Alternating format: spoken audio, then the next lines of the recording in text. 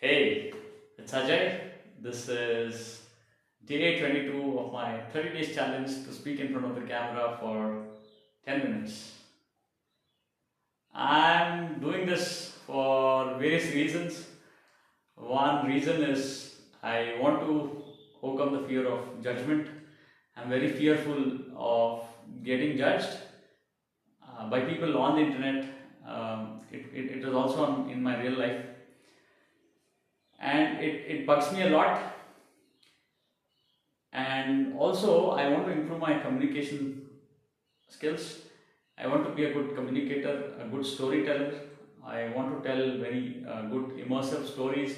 It could be anything, it could be about my life, it could be about myself, about anything, any interesting thing that happens in my life, or maybe a presentation of maybe a business presentation, or maybe it could be anything. So I want to be a good storyteller. And also, I want to get better at my English. I want to use good English. Not good English. I want to speak better. Use more easy to understand words, and also keep it more concise and clear, so that everybody can understand what I'm trying to say. And I want to be slow, calm, and be who I am naturally. And I also want to bring my confidence levels up.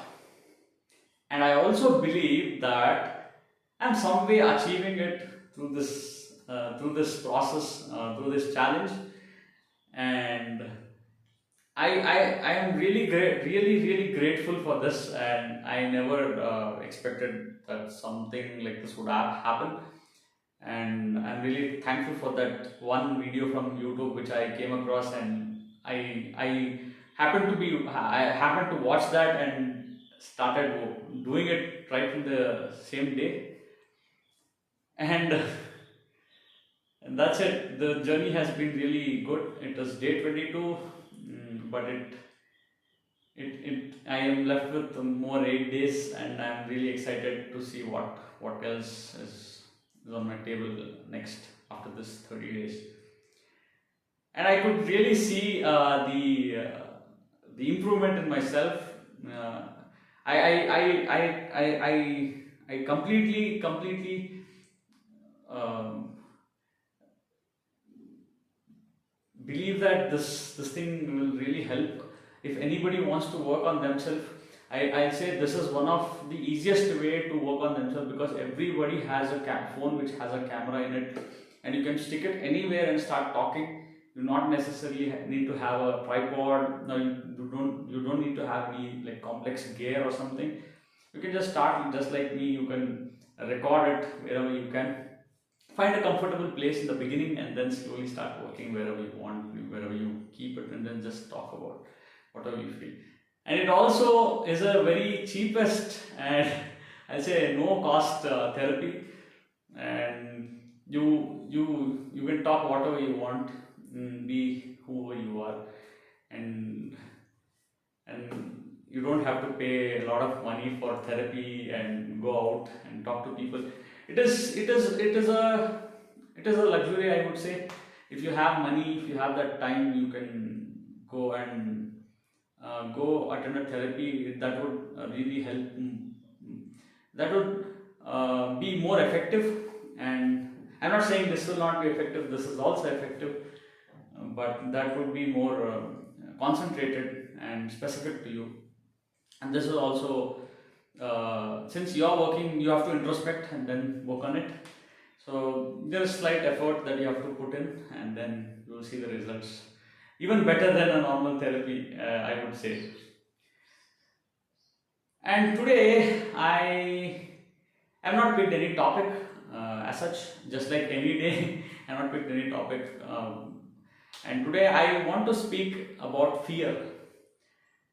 Why fear? Because I'm doing this for the sake of overcoming that fear, right? It could be anything. It could be judgment. It could be criticism. It could be shaming. It could be character assassination. It could be anything. It could be anything uh, that is that is a fear. You might be very fearful of getting into water. Some people are fearful of heights, some people are fearful of insects. Everybody has their own sort of fear. The fear is actually true, and it is also it is something you can work on. I personally I say, you can trust me on this. You can work on the fear only when you are calm, and when you can think about it. When you don't have the ability or mindset or the time, the environment to think, then you can't work on it. Rest assured on that. It's my own personal experience. So what I would say is, okay, let me speak about fear, and I will give you examples. I'll try to explain however I to my best of understanding, and I will not be quoting anything from books or from people from nowhere. I'll tell you my own personal experiences and how I understand what is fear and how to overcome it. Excuse me. So, fear. I'll start the story from the childhood because it starts from there and it goes on. So, as a child, when you are born, when you are a newborn child, you are just like a blank sheet of paper or maybe a blank book. Lot of pages, lot of pages. Everything is blank, clear, white, crystal clear. There's nothing. But when you're born to parents, right? Like you're born between parents, and you have a environment that you're born in. So some people are born in very rich homes, some people are born in slightly rich homes, some people are born in middle class homes, some people are born in lower middle class and poor, so on. I would say I myself as I am poor, and I was born in a poor background, and my father worked really hard to get into that middle class zone, a lower middle class zone. So I would say I'm also a middle class, lower middle class person, and I also want to work on being better and doing things much better. So when you're born in that environment, I tell you, when you're born in a rich family. When you're born in a rich family, I'm not saying you'll not come up with any trauma or something. You will definitely come up with a lot of things, but you have to work on it. And how it depends how self-aware your parents are and how they actually are in nature. So if you're born in a rich home, naturally I'll tell you what will happen. You will be a very pampered kid. You will have everything. They'll give you everything that a kid wants, at least in terms of things, and the access that they might have is way bigger than what anybody can else any others can have. So you grow up happily, and I'll tell you my perspective and my upbringing. So maybe a middle class, low middle class upbringing. So you're born to parents who are really hardworking, and they would have worked on themselves, or they might have not worked on themselves. So they don't know how to bring up a child. So what they do is, they I'm not saying uh, they had baby because of force or something. Uh, they wanted a kid.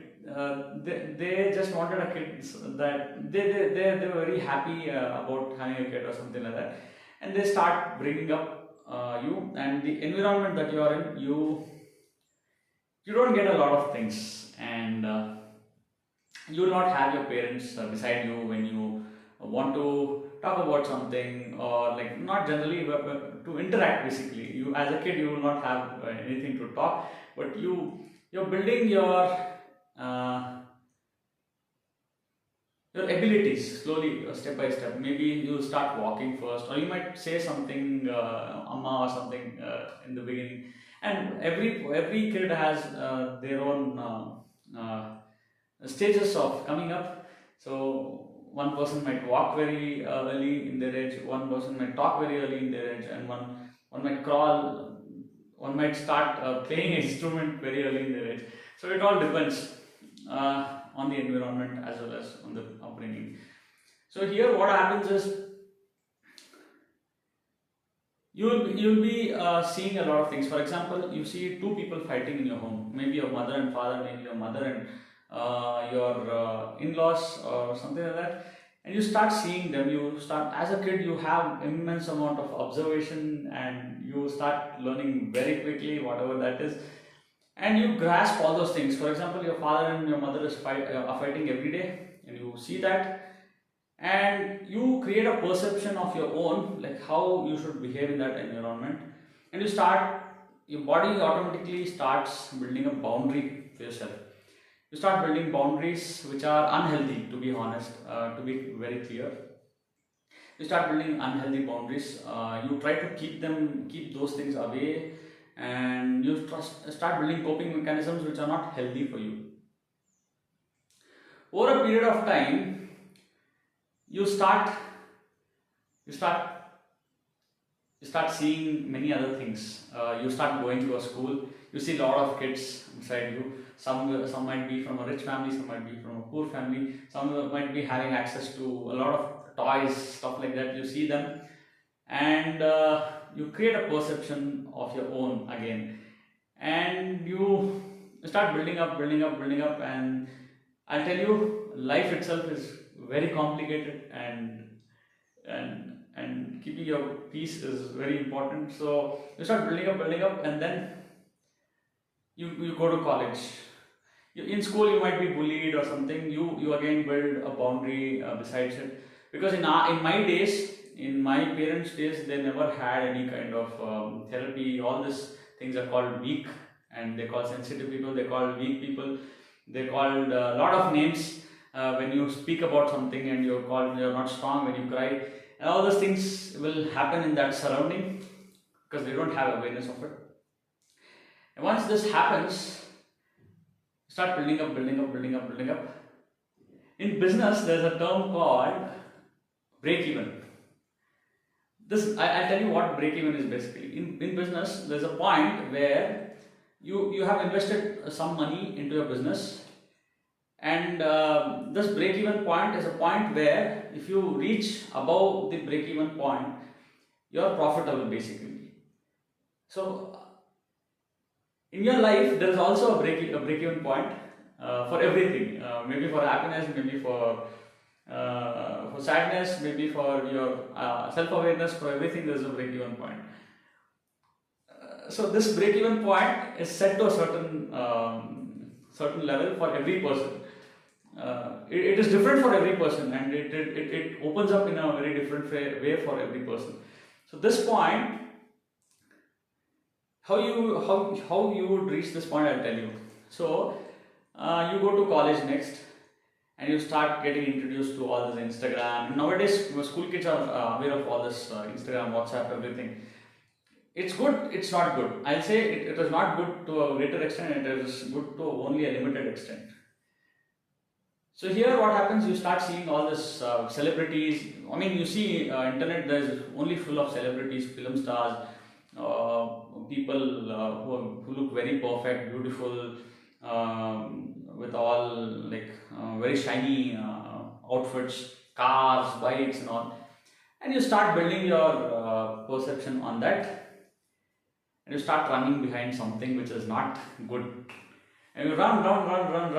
You hit that break-even point. You start realizing things very differently, and that is when you have to be very patient with yourself. You should seek help. You could seek help from a therapist. If not,